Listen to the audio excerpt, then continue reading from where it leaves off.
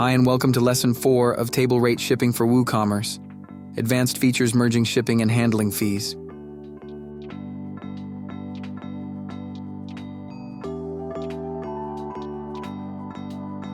In this video, I will show you how to use advanced features such as merging shipping and setting handling fees in WooCommerce Table Rate Shipping. Let's get started.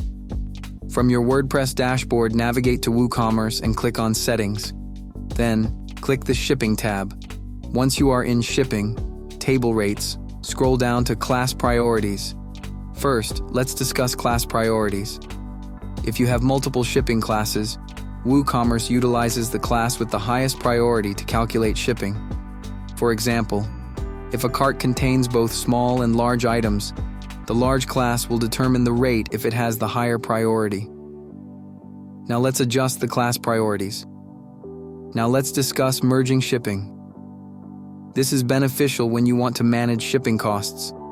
For instance, if a customer purchases a book and a bookmark, you can apply only the higher shipping cost, rather than both. To do this, place the highest class at the top of your rate table and enable the Abort option. Next, let's configure the handling fee and maximum cost. In your table rate shipping method, add a handling fee and a maximum shipping cost. You can also set a maximum shipping cost to cap the total shipping price. This prevents customers from being overcharged. You can also configure discounts and taxes. To include taxes, select Yes, I will enter costs below inclusive of tax. Now scroll down and enable the option to use discounted prices and taxes.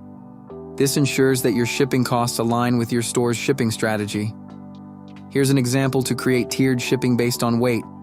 You can set minimum and maximum weights for medium items and add your per kilogram cost. This way, customers pay according to the actual weight of their order.